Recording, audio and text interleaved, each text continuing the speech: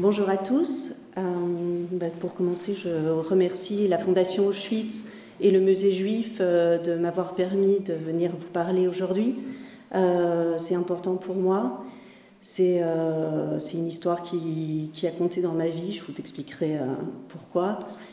Tout d'abord, je voulais vous dire, je n'ai pas connu personnellement mon arrière-grand-mère.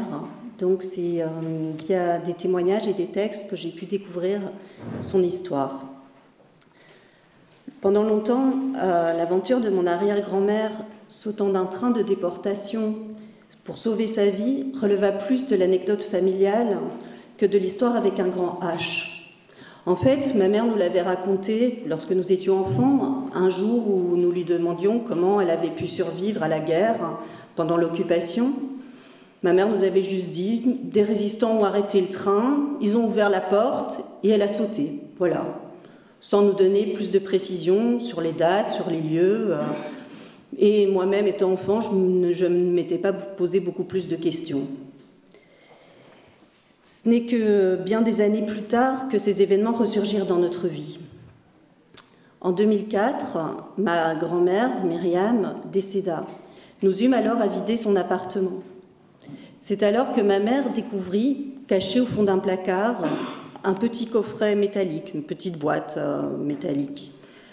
Nous ne savions pas du tout de quoi il s'agissait. Ma grand-mère ne nous en avait jamais parlé. Nous ignorions complètement à qui avait pu appartenir cette boîte.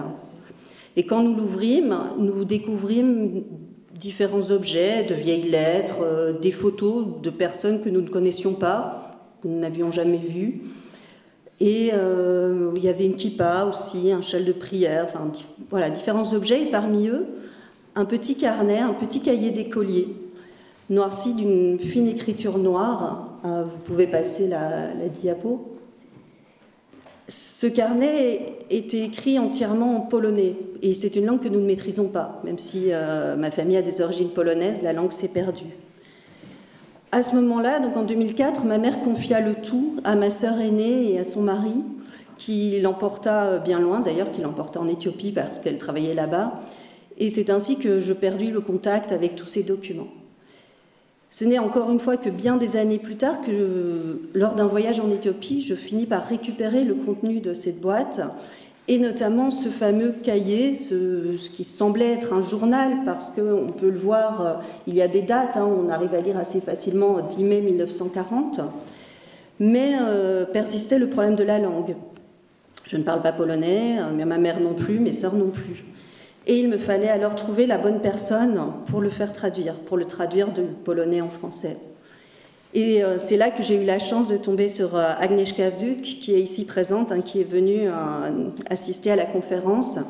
Et c'est finalement grâce à elle qu'enfin j'ai pu connaître ce que recelait ce carnet, les mots qui y étaient cachés depuis si longtemps, et que je puis enfin établir un contact avec l'histoire de mon arrière-grand-mère. Et c'est ce dont je vais pouvoir vous parler aujourd'hui.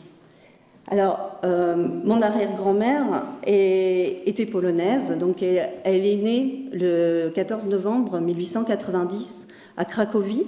Alors, si aujourd'hui Cracovie est une ville d'ailleurs magnifique de Pologne, à l'époque, elle était dans l'empire d'Autriche-Hongrie. Mon arrière-grand-mère venait d'une famille juive commerçante, une famille assez aisée. Elle a grandi parmi ses frères et sœurs. Elle avait 7 frères et sœurs, donc c'était une famille assez nombreuse. Elle a eu une bonne éducation. Ensuite, en 1914, elle s'est mariée avec celui qui deviendrait mon arrière-grand-père, donc Isaac Schreiber, dont on voit la photo ici. Ils déménagèrent alors dans un immeuble cossu. Ils eurent 2 enfants. Donc sur cette photo, on voit mon grand-père Marc, qui est à sa droite, qui est né en 1915, et mon grand-oncle, donc son frère, Georges, qui est né un petit peu plus tard, en 1915. Pour une raison que nous ne connaissons pas vraiment, mais comme bon nombre de leurs coreligionnaires, ils quittèrent la Pologne en 1928 pour venir s'établir à Anvers, en Belgique. Ils y travaillèrent dans le commerce, notamment le commerce textile. Ils y montèrent même une petite boutique où ils vendaient divers objets, des articles de luxe et puis des ouvrages d'art manuel, donc de quoi faire des tapisseries, des broderies, du tricot. Donc ils avaient une vie assez correcte à Anvers, entourés de certains membres de leur famille, d'autres juifs polonais, ils s'étaient bien installés. Mais les deux fils, d'ailleurs, étudiaient tous les deux à l'Athénée royal d'Anvers. Plus tard, ils partirent faire leurs études à l'ULB. Mais ce bonheur familial fut interrompu par un drame. Un premier drame qui survint à peu près un an avant la guerre, c'est que Isaac décéda dans un accident de la circulation en avril 1939. Mon arrière-grand-mère se retrouva seule pour affronter ce qui l'attendait. À ce moment-là, donc vers la fin 1939 et au début 1940, mon grand-père Marc était déjà parti vivre à Bruxelles, où il était devenu avocat. Il y avait rencontré ma grand-mère, Myriam Nassau, qu'il épousa le 11 mai 1940. Et il faut savoir que la veille, le 10 mai 1940, les Allemands avaient envahi la Belgique. Ils se retrouvèrent alors à devoir célébrer un mariage en catastrophe. C'est à cette fameuse date du 10 mai 1940 que s'ouvre le journal. C'est la première date qu'on retrouve. Et c'est dans ce journal qu'elle va raconter son quotidien pendant la guerre, les difficultés qu'elle affronte, la montée de l'antisémitisme, même dans la population belge, ce qu'elle semble découvrir, elle semble ne pas y avoir été confrontée avant, des conditions de vie de plus en plus difficiles, des persécutions qui s'intensifient, jusqu'à ces fameuses journées d'avril 1943, où elle fut arrêtée, internée à Malines, où elle monta dans ce fameux 20e convoi et où elle s'échappa miraculeusement. Et c'est cette partie du carnet que j'aimerais vous lire aujourd'hui, c'est le témoignage qui concerne son évasion du 20e convoi. Le 20 avril, je suis sortie vivante de l'enfer. Mon corps est à moitié vivant, mais mon âme est morte, épuisée. Je suis toujours comme sous hypnose, comme plongée dans un cauchemar, mais peu à peu, je commence à réaliser que ce qui m'est arrivé, c'était réel, une réalité horrible. J'ai toujours l'impression, quand je touche les objets qui m'entourent, que c'était un mauvais rêve, et je me réjouis d'être de retour dans ma petite chambre miteuse, qui me paraît maintenant si belle et si paisible. Alors, il faut savoir que Raya vivait dans la clandestinité depuis le mois d'août 1942. En effet, en août 1942, des membres de l'Association juive de Belgique, de l'AJB, étaient venus chez elle pour lui apporter son ordre de prestation de travail, sa convocation pour aller à Malines. Et ce jour-là, elle a menti sur son identité, elle a dit qu'elle n'était pas elle-même, et ils sont repartis. Mais bien sûr, elle savait qu'il reviendrait et qu'elle ne pouvait plus rester dans son logement sans risquer une nouvelle arrestation. C'est pourquoi, dès ce jour-là, elle a fui son logement. Après plusieurs péripéties, plusieurs essais chez différentes personnes, parce que ce n'était pas évident de trouver quelqu'un qui accepte de la cacher, elle finit par réussir, grâce à un ami de son fils, qu'on voit dans la diapo après, qui est ici, donc à côté de Marc, donc Edwin Van Kessel, qui est au premier rang, et qui était médecin à l'hôpital Saint-Pierre, où il y avait un réseau de résistance qui avait recensé toutes les personnes qui étaient susceptibles d'offrir une cachette aux Juifs persécutés. Donc c'est grâce à ce réseau et donc à Edwin qu'elle put trouver une cachette relativement sûre à Evere, ou une cachette qu'elle partagea donc avec 2 autres femmes, ce qui n'était pas toujours évident au quotidien. Mais elle était quand même obligée de sortir régulièrement de sa cachette pour faire certaines courses, certaines démarches, comme je vais vous le lire ici. Le 16 avril, c'était un vendredi.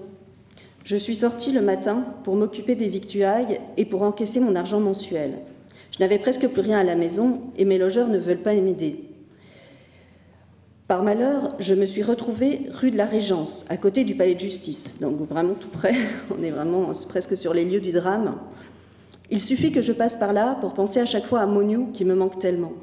Alors il faut savoir que Moniou, c'est Marc, c'est son fils aîné, qui était donc avocat inscrit au barreau de Bruxelles, c'est pour ça que quand elle passe devant le palais de justice, elle pense à lui. Mais aussi, il faut savoir qu'au moment où les Allemands sont arrivés, toute la famille Schreiber, donc Marc, Josek et puis Myriam, enfin Josek, Marc, Myriam et Raya, donc toute la famille a essayé de fuir la Belgique comme des centaines de milliers de Belges en même temps qu'eux d'ailleurs.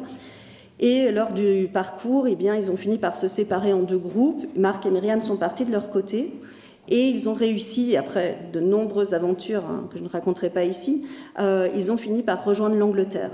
Donc il faut s'imaginer qu'à ce moment-là, en 1943, elle n'a plus revu son fils aîné depuis le mois de mai 1940. Ils sont séparés.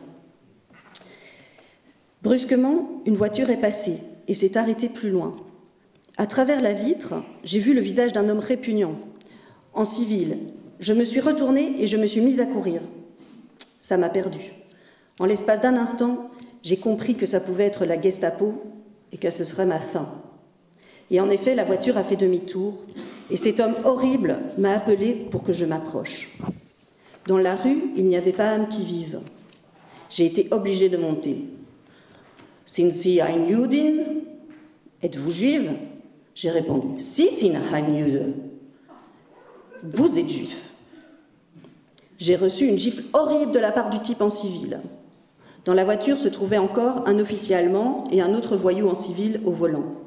L'officier m'a demandé mes papiers. Je lui ai tendu ma vieille carte qui n'était pas tamponnée avec le nom d'une autre. Je l'ai supplié de me laisser partir en disant que je n'étais pas juive. Même le type m'a demandé en grognant pourquoi j'essayais de m'enfuir si je n'étais pas juive. Mes supplications n'ont servi à rien, la gifle me brûlait le visage. Et j'ai vu que même s'il n'était pas tout à fait sûr à mon égard, j'étais perdue. Le civil était le pire, une pourriture juive, un rebut. Il était encore pire que les Allemands. Et effectivement, il faut savoir que les commandos SS étaient souvent accompagnés dans leur traque dans la ville par des indicateurs juifs. Il y en a eu quelques-uns, des traîtres, qui étaient chargés d'identifier leur corps religionnaire dans la foule des passants. La chasse aux humains s'est poursuivie de plus belle. 2 heures plus tard, on était déjà 6. La voiture s'est arrêtée devant l'exécrable immeuble où siège la Gestapo, avenue Louise. Là, on nous a jetés tous dans la cave, en prison. Dans la cellule, un trou serré et obscur, il y avait déjà environ 25 personnes, des hommes, des femmes et 8 enfants arrêtés dans la rue sans parents. Pauvres enfants juifs abandonnés et arrêtés par des chasseurs cruels dans la rue ou dans les jardins d'enfants. Ensuite, elle raconte son séjour dans cette prison à l'avenue Louise. Soudain, vers 4 heures, on nous a donné le signal du départ. Nous allions à Malines. Par chance, le voyage a été court. Nous sommes passés sous un portail, les roues ont cahoté sur le pavé, et nous nous sommes retrouvés dans une grande cour carrée, une caserne. Il s'agit bien sûr de la caserne d'Aussin. À certaines fenêtres, on voyait des gens. Le commandant, un homme au visage de bête sauvage, avait une matraque caoutchoutée à la main, dont il jouait à droite, à gauche, et malheur à celui qui se retrouvait à proximité. On nous a pris tous les tickets de rationnement jusqu'au dernier, en menaçant de nous frapper. Par chance, je n'avais sur moi que 2000 francs, que Josek, donc son fils, m'avait envoyés. Je ne voulais pas les rendre de mon plein gré, alors le bandit en uniforme les a trouvés, et il m'a frappé terriblement au visage à cause de ça. Donc ça, c'était à l'accueil, en fait, dès que les déportés juifs arrivaient, ils devaient s'y rendre pour s'inscrire, on commençait par leur demander de donner tout ce qu'ils possédaient. Le pire, ça a été la fouille. Il a fallu que je me mette toute nue. J'étais nue face à 3 sbires qui me fouillaient pour voir si je n'avais pas caché de trésors à l'intérieur de mon corps. Cette fouille, c'était terriblement cruel, digne de ces criminels odieux. C'était ce qu'il y avait de pire pour moi. Je pleurais de douleur, de honte et de dégoût. Mais ça aussi s'est passé. On m'a dirigée vers la salle numéro 7. Je suis devenue le numéro 799. Alors, comme l'a dit Madame Schramm tout à l'heure, comme on a entendu le professeur Schramm le raconter, effectivement, lorsque les détenus arrivaient, ils étaient inscrits sur le registre du camp et recevaient un numéro qu'ils devaient porter donc sur une petite carte autour de leur cou. Seulement, ce qui est intéressant, c'est que Raya a reçu le numéro 799, comme on le voit ici, j'ai la liste de déportation, mais on voit d'ailleurs la marque sautée du train qui a été apposée à côté de son nom. Mais cependant, elle n'aurait pas dû recevoir ce numéro. En fait, si on tient compte des numéros attribués ce jour-là, elle aurait dû avoir un numéro entre 1502 et 1540. Et c'est parce que les listes ont été falsifiées, hein, comme Madame Schramm nous l'a expliqué tout à l'heure, qu'elle s'est retrouvée avec ce numéro, ce qui lui a permis finalement de se retrouver dans le bon wagon, celui qui sera ouvert par Robert Mestrio. Hein, donc pour elle, finalement, ça a été un coup de chance, même si elle n'était pas du tout dans la résistance, d'avoir ce numéro. Donc elle continue. « Je n'avais plus de nom. J'étais une esclave.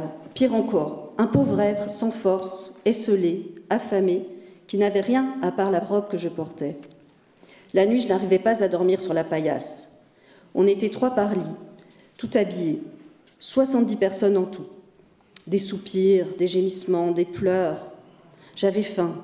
À côté de moi, il y avait un homme, 65 ans, qui a fait une crise et qui a voulu se jeter par la fenêtre du premier étage. Plus loin, il y avait un malade qui poussait des râles et sifflait de façon inouïe.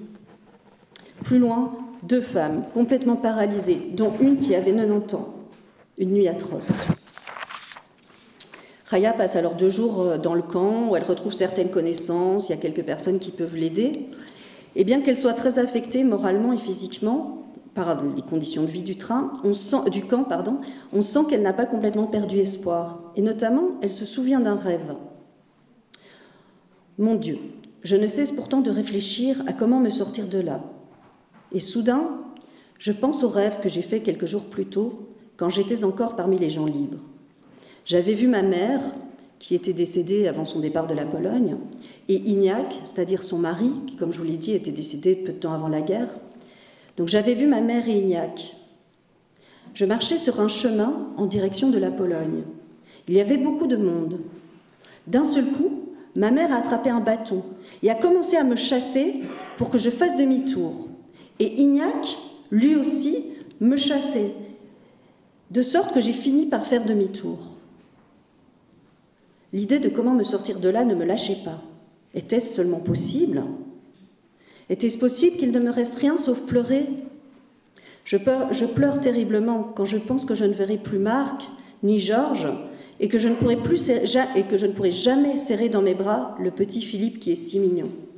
Effectivement, Marc et Myriam, qui s'étaient réfugiés à Londres, ont eu un enfant là-bas, un garçon, donc mon oncle, qui est né en décembre 1940. Ce qui fait que Raya ne l'avait jamais vraiment vu, elle ne l'avait vu qu'en photo, et bien sûr, elle rêvait de le rencontrer. Je n'arrivais pas du tout à me reposer, pas un moment de répit ni de calme. Mais les jeunes, donc elle est dans cette chambre à Malines, et elle entend des jeunes. Les jeunes qui avaient gardé espoir ont commencé à chuchoter qu'on pouvait toujours sauter du train en marche. Et effectivement, hein, comme Madame Schramm nous l'a évoqué tout à l'heure, lors des précédents transports, il y avait eu des évasions, alors qui avaient été rendues plus faciles parce que c'était des trains de voyageurs, et que donc on pouvait encore passer par la fenêtre. Si seulement c'était possible. Mon Dieu, ne m'abandonne pas. On peut toujours sauter du train en marche. Peut-être que je pourrais moi aussi sauver ma vie. En pensée, j'appelle ma mère, mon mari, pour qu'il me sauve. Pour mes enfants, je veux vivre encore pour voir mes garçons. En cet instant, le plus terrible de ma vie, je vous appelle Moniuk, Josek. Sauvez-moi avec vos pensées de loin. Alors il faut dire aussi que Josek, qui au début était resté avec elle lorsque la guerre a commencé, donc c'est son fils cadet qui faisait des études de médecine à l'ULB, au début est resté avec elle, mais à partir du printemps 1942, comme les persécutions s'accéléraient et que ça devenait de plus en plus compliqué pour les Juifs, et qu'aussi il commençait à y avoir des premières déportations de jeunes gens qu'on envoyait travailler, notamment en France, elle a eu peur pour son fils Josek et elle a organisé son transfert vers la Suisse. Elle a vendu tout ce qu'elle a pu vendre pour payer des passeurs et ainsi sauver Josek. Et c'est ainsi que finalement, elle s'est retrouvée vraiment seule pendant la guerre au pire moment.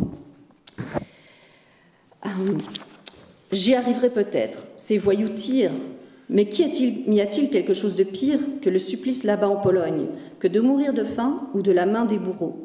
Et là, on voit que ça confirme encore les propos de Madame Schramm au sujet des rumeurs qui circulaient sur le fait qu'on massacrait les Juifs en Pologne. Elle, quand on lit son journal, son témoignage, on sent que manifestement, il y a eu des informations qui ont circulé, qu'elle sait que c'est la mort qui l'attend là-bas. On apprend que demain, lundi, le 19 avril, à 4 heures de l'après-midi, on part. Des wagons à bestiaux avec de petites lucarnes. Ils arrivent à y faire entrer jusqu'à 50 personnes. Un peu de paille par terre. Le matin, on nous a donné un peu de pommes de terre bouillies, une miche de pain et un paquet avec de la nourriture pour la route de la part du comité juif. On donne le signal du départ. L'heure est venue. Il faut se ranger dans la cour selon le numéro qu'on a. Le train s'arrête près du portail, la rue est fermée et les gens en ville ne voient pas ce que ces criminels font des victimes innocentes de leur barbarie. Ah, effectivement, les Allemands, les nazis faisaient tout pour cacher à la population belge ce qu'ils faisaient aux Juifs. Ils savaient que ce serait très mal perçu par l'opinion publique. Je me suis retrouvée dans le wagon qui m'a été assigné, au milieu de 50 autres personnes, des femmes et des enfants, des hommes âgés. Avec ça, des paquets, des baluchons, aucun banc, un peu de paille sur laquelle les femmes se sont jetées. Moi, je suis allée directement du côté de la fenêtre. Et je me suis assise sur mon paquet, serrée comme une sardine en boîte. À côté, une bonne femme désagréable commence à jouer des coudes. Les jeunes se sont réunis autour de la lucarne. Une lucarne minuscule avec des barreaux et bouchée avec des planches en bois en plus. Mais eux, ils disent que ça va. Il était 10 heures du soir quand le train s'est ébranlé. Désespérée que j'étais, je n'arrivais pas à comprendre comment on pouvait sauter par une lucarne de 20 sur 40 cm et en plus placée très haut. L'un des jeunes a décidé de descendre avec une corde et d'ouvrir la porte de l'extérieur. Et encore une fois, comme Mme Schramm nous l'a dit tout à l'heure, effectivement, des internés de la caserne, certains membres de la résistance, avaient pu préparer leur évasion avec la complicité de certains travailleurs du camp. Donc il y avait sous la paille, en fait, il y avait des limes, des scies, des tenailles qui avaient été cachées par les travailleurs du camp. C'est pour ça qu'ils s'imaginaient pouvoir couper les barreaux de la lucarne. Ils étaient 6 sur 2 et parlaient avec une telle certitude et une telle confiance. Ils avaient tant d'espoir que moi aussi, j'ai commencé à en avoir. Mais le train filait de plus en plus vite et la peur m'envahissait à l'idée de sauter même par la porte ouverte. Le train allait si vite qu'en sautant, on risquait de se tuer. Et puis, un des jeunes à côté de la fenêtre a vu que quelqu'un a sauté du wagon juste à côté. On lui a tiré dessus. Il était peut-être mort. Je me suis mise à pleurer terriblement, car il me semblait impossible de sauter du train en marche. D'un seul coup, j'ai senti l'ombre de ma mère passer à côté de moi.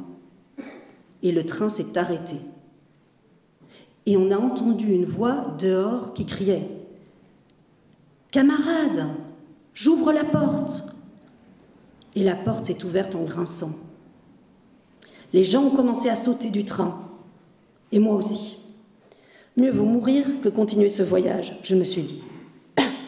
J'ai sauté les marches, je ne ressentais ni effort ni fatigue. Et après avoir traversé les rails, je me suis jetée à genoux par terre. J'avançais à 4 pattes dans l'herbe, pourvu que je m'éloigne de ce maudit train qui était toujours à l'arrêt. Autour, les tirs fusaient, tout près. Alors je me suis couchée à plat ventre, par terre, en attendant que se remette en marche ce train qui transportait tant de souffrances et de malheurs. À côté, d'autres rampaient. Quelqu'un m'a donné 50 francs pour la route. Il s'agit certainement de Robert Mestrio. Ils avaient prévu des billets de 50 francs à donner aux rescapés pour qu'ils puissent ensuite prendre les transports en commun. Le train a sifflé. Il s'est remis en marche en emportant les malheureux. Il a disparu de mes yeux. J'étais libre, libre, ici, au milieu d'un champ, loin de ces sbires. Et là, j'ai senti de nouveau les larmes couler sur mes joues, des larmes différentes, de grosses larmes, des larmes de joie et de souffrance mêlées. Je me suis ressaisie et je suis partie en suivant les autres qui s'éloignaient vite. Je courais tout droit, la gorge serrée, asséchée, incapable de prononcer un mot pour arriver soudain sur une grande route. J'étais toute seule, de nouveau seule. La nuit était noire, je marchais droit devant. Et d'un seul coup, la peur m'a envahie, mais j'ai continué à marcher. D'un coup, j'ai vu la flèche d'une petite église et j'ai pris cette direction. J'ai entendu des voix. Quelqu'un passait à vélo. Je me suis cachée en me collant au mur d'une maison. C'étaient 2 policiers. Comme je ne voulais pas qu'ils me voient, j'ai attendu qu'ils passent et après j'ai continué à marcher. Il y avait un petit pont sur un ruisseau que j'ai traversé. J'avais de plus en plus peur. Par chance, la lune brillait fort à présent et il faisait clair comme en plein jour. J'ai donc repris le chemin en direction de la flèche de l'église et bientôt je suis arrivée devant le portail d'une église entourée d'un petit cimetière. J'y suis entrée. Les morts me paraissaient meilleurs que les vivants. La lune éclairait les tombeaux. Le portail de l'église était fermé. Je suis restée dans le cimetière, j'en ai fait le tour, et soudain, sur les marches de l'entrée à l'arrière, j'ai vu 2 hommes accroupis. J'ai eu peur, mais malgré la peur, je me suis approchée d'eux. Ils m'ont vue. C'étaient les nôtres. Ils s'étaient évadés comme moi. L'un d'eux venait même du même wagon que moi. Je me suis assise à côté d'eux avec l'idée de rester ici jusqu'au matin. Je ne savais pas l'heure. D'un coup, la lune s'est cachée et il s'est mis à bruiner. J'avais froid, il faisait de plus en plus froid. On était le 20 avril, l'anniversaire de la mort d'Ignac, le premier soir de Pessard. Tout cela était si épouvantable et la pluie qui tombait de plus en plus drue. Pour nous réchauffer, nous avons commencé à parler. Nous nous sommes raconté notre sauvetage et nous parlions du lendemain quand nous allions rentrer en ville. On ne savait pas l'heure, mais l'horloge de la tour a sonné.